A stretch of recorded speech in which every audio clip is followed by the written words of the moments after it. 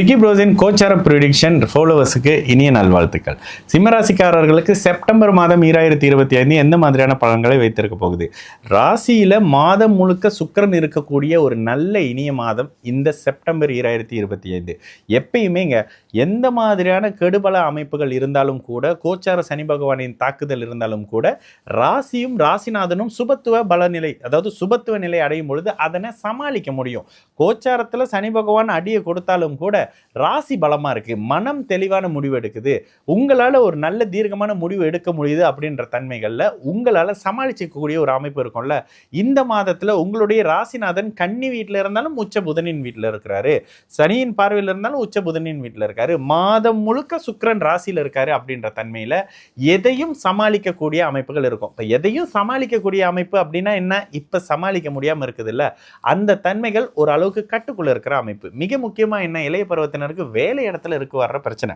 சனி பயிற்சியே நடக்கலை அப்படின்னு சொல்லிட்டு இருக்கிறவங்க மத்தியில் சனி 8க்கு வந்ததுலேருந்து உங்களோட வேலை நல்லா இல்லை, உங்களோட வருமானம் நல்லா இல்லை, நண்பர்களோடு இருந்து வந்த உறவுகள் நல்லா இல்லை, காதல் அமைப்புகள் சரியா இல்லை, பொருளாதாரம் நல்லா இல்லை, கையில் காசு இல்லை, இருந்த பணத்தெல்லாம் அவங்களுக்கு கொடுத்தேன் இவங்களுக்கு கொடுத்தேன், இப்படி செலவு பண்ண அப்படி செலவு பண்ண, ஆனால் இன்னைக்கு அவங்கெல்லாம் என்னை பார்த்து தெரியாத மாதிரி போகிறாங்கன்னு சொல்லக்கூடிய அமைப்பில் நீங்கள் வளர்த்த நாயே உங்களை கடிக்கிற காலகட்டம் அப்படின்னும் போது ப்ராக்டிக்கலாக என்ன நடக்கும் அப்படின்றத இயல்பாக புரிஞ்சுக்கிங்க. அப்போது யாருக்கு நீங்கள் விழுந்து விழுந்து உதவி செஞ்சீங்களோ, யார் தலையில் தூக்கி வச்சு ஆடுன்னு ஆடினீங்களோ, இப்போ அவங்களுடைய உண்மை முகத்தை காட்டுற ஒரு காலகட்டம். இதுக்கு பேர் அஷ்டம சனிங்க.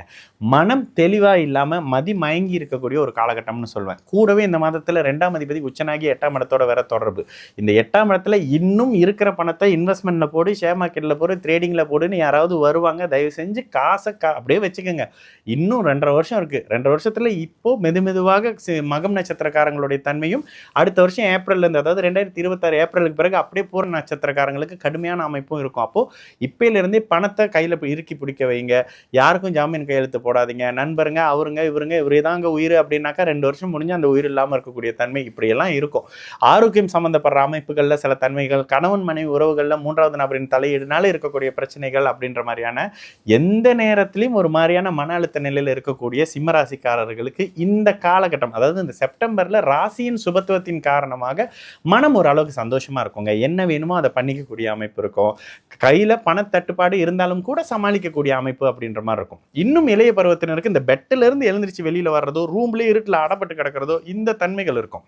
இதிலிருந்து வெளியில் வரதே கஷ்டமாக இருக்குங்க. போய் குளிக்கிறதுக்கே வீட்டில் 10 தடவை சொல்கிறாங்க, அப்புறம் தாங்க போய் குளிக்கவே முடியுது, அவ்வளோ சோம்பேறியாக இருக்குங்கன்னு சொல்லக்கூடிய நிலை இப்போ இருந்தாலும் கூட ஓரளவுக்கு சமாளிக்கக்கூடிய அமைப்புகள் இருக்கும். அஷ்டம சனிலாம் அப்படியே அப்படியே நல்ல தன்மையெல்லாம் பண்ணிடணும், ஜாக் போட்டெலாம் அடிக்கும்னு சொல்ல மாட்டேன். ஆனால் என்ன, வேலையை பிரச்சனையை கொடுத்து வேலை இடமாற்றம் பண்ணும். இருக்கிற வேலையை அவசரப்பட்டோ கோபப்பட்டோ எரிச்சல் பட்டோ விட்டுட்டு வராமல் அதில் கவனமாக இருங்க.